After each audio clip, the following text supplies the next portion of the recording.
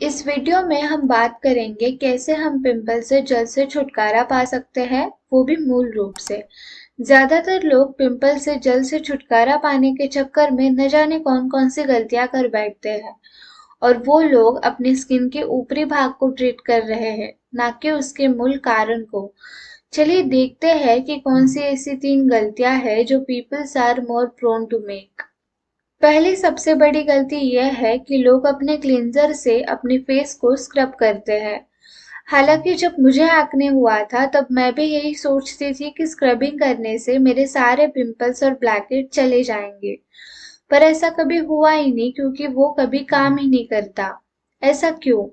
क्योंकि स्क्रबिंग करते समय हम अपने स्किन के ऊपरी भाग से बैड बैक्टीरिया के साथ साथ गुड बैक्टीरिया भी निकाल देते हैं, जो कि हमारे स्किन को प्रोटेक्ट करने के लिए बनाया गया है।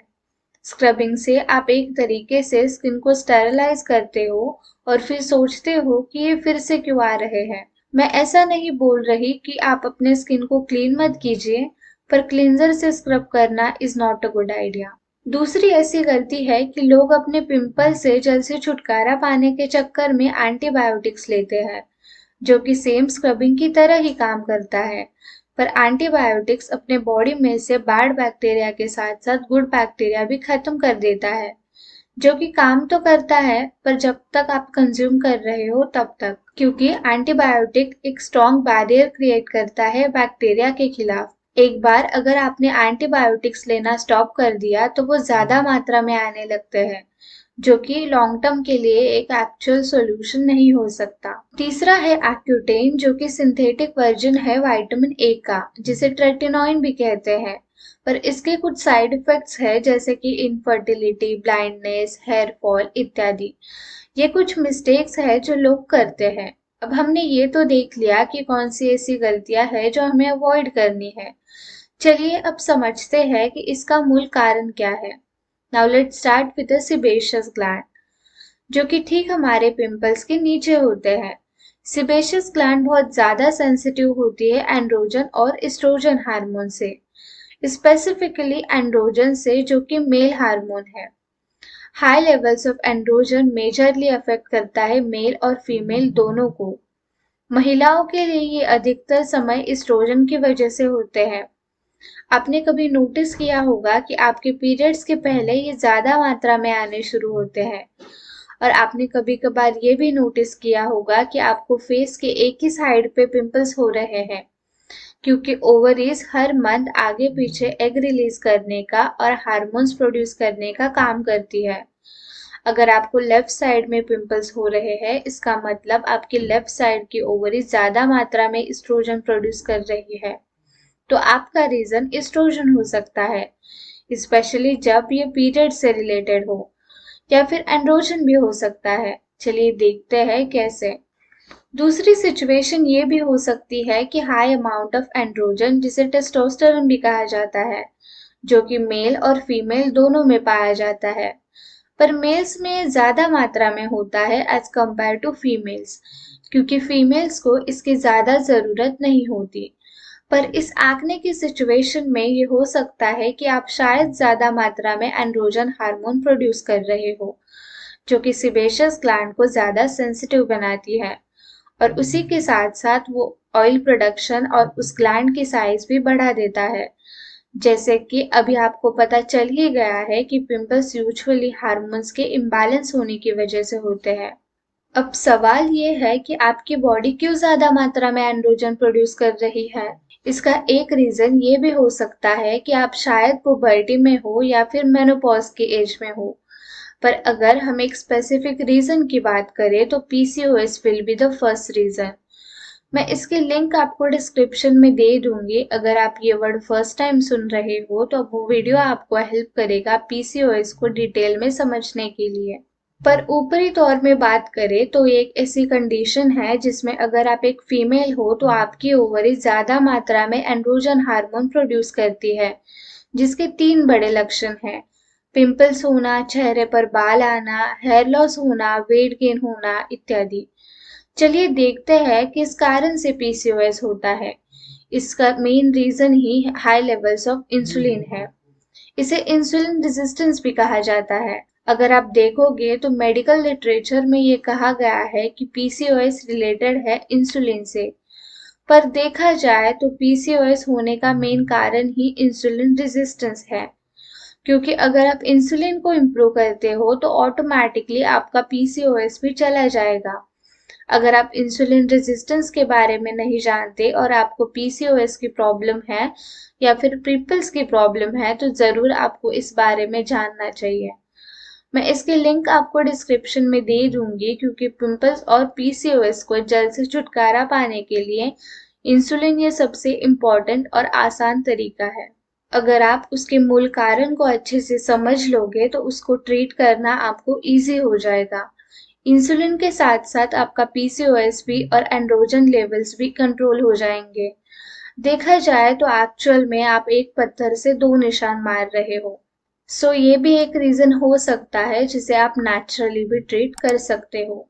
दूसरा कारण ये भी हो सकता है कि आपके बॉडी में ज्यादा मात्रा में 5 अल्फा रिडक्टस एंजाइम हो, जो टेस्टोस्टेरोन को डीएचटी में कन्वर्ट करता है, जो कि पावरफुल फॉर्म है टेस्टोस्टेरोन का। डीएचटी रेगुलर टेस्टोस्टेरोन से 10 गुना ज्यादा पावरफुल होता है, और वो 5 अल्फा रिडक्टस एंजाइम आपके बॉडी में ज्यादा मात्रा में टेस्टोस्टेरोन को डीएचटी में कन्वर्ट कर रहा है। अब सवाल ये है कि ऐसा क्यों होगा? First reason would be vitamin A deficiency. Vitamin A actual में हेल्प करता है 5 अल्फा रिडक्टस एंजाइम को इनहिबिट करने में, इसलिए शायद एक्यूटेन भी काम करता है, क्योंकि एक्यूटेन भी एक सिंथेटिक वर्जन है विटामिन ए का। विटामिन ए के लिए आपको कोड लिवर ऑयल लेना प्रेफर करना चाहिए। इसमें विटामिन ए के साथ साथ विटामिन डी और ओमेगा 3 भी होता है, जो कि इम्पोर्टेंट न्यूट्रिएंट्स होते हैं हार्मोन्स को बैलेंस करने के लिए। इसकी लिंक आपको डिस्क्रिप्शन में मिल जाएगी। इसके बहुत सारे एंटी एजिंग बेनिफिट्स भी हैं, आप चाहो तो रिसर्च कर सकते हो। उसी के साथ साथ ये इंसुलिन और हार्मोन्स को बैलेंस करने के लिए भी बहुत इफेक्टिवली वर्क करता है। नेक्स्ट इज विटामिन बी5, जो कि विटामिन ए के साथ काम करता है। वो 5 अल्फा रिडक्टस एंजाइम को कम कर देता है, जो कि अल्टीमेटली एक्ने को भी कम कर देता है। और अब आता है जिंक। जिंक भी एक पावरफुल विटामिन है जो हेल्प करता है एक्ने को रिड्यूस करने के लिए, क्योंकि ये 5 अल्फा रिडक्टस एंजाइम को कम कर देता है। तो हमने अब इंसुलिन को कम कर दिया, vitamin A, vitamin B5, zinc को ऐड कर दिया। अब एस्ट्रोजन की तरफ बढ़ते हैं। अगर आपको एस्ट्रोजन रिलेटेड प्रॉब्लम है तो ये थोड़ी अलग है एंड्रोजन से। अब देखते हैं कि एस्ट्रोजन बढ़ने के रीजंस क्या है। वैसे तो बहुत सारे रीजंस हो सकते हैं, पर मेजर रीजंस है लीवर का डिसफंक्शन होना।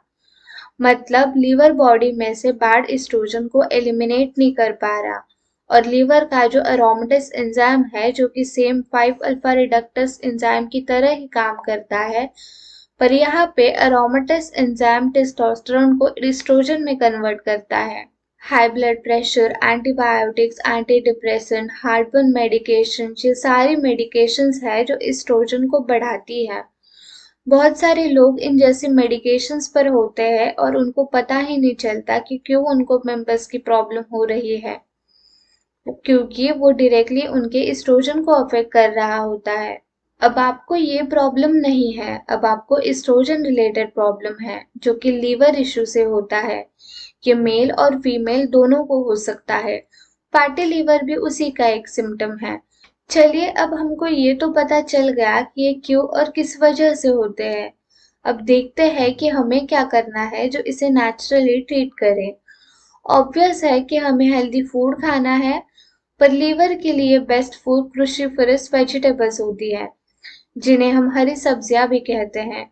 अगर आप हरी सब्जियां खाना पसंद नहीं करते या फिर उन्हें रोज खाना आपको पॉसिबल नहीं है, तो there is one supplement called DIM, जो कि हरी सब्जियों की तुलना में 25 गुना ज्यादा स्ट्रांग होती है, जो कि बिल्कुल कॉन्सेंट्रेटेड फॉर्म है हरी सब्जियों का, जो ब्यूटीफुली ट्रीट करता है हाई एस्ट्रोजन को और एक्ने को भी।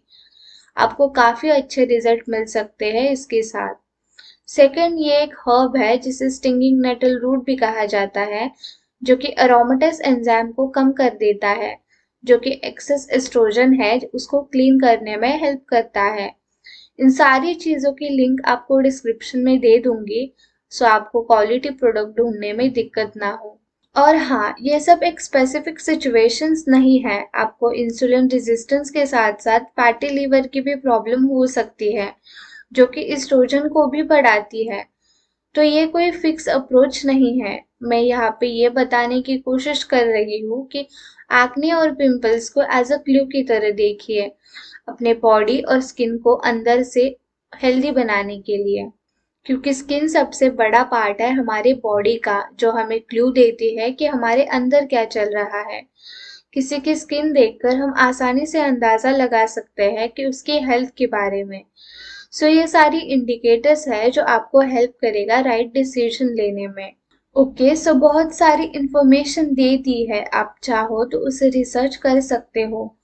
बहुत सारी ऐसी मेडिकेशंस है जो आप ले सकते हो अगर आप पिंपल से जल्द से छुटकारा पाना चाहते हो तो, पर वो सिर्फ उस समय के लिए ही सीमित होगा। अगर आपको परमानेंटली रिजल्ट चाहिए तो उसे अंदर से ठीक करना जरूरी है। आशा करती हूँ आपको ये वीडियो अच्छा लगा होगा। ऐसे ही जानकारी के लिए हमारे चैनल को सब्सक्राइब कीजिए। धन्यवाद।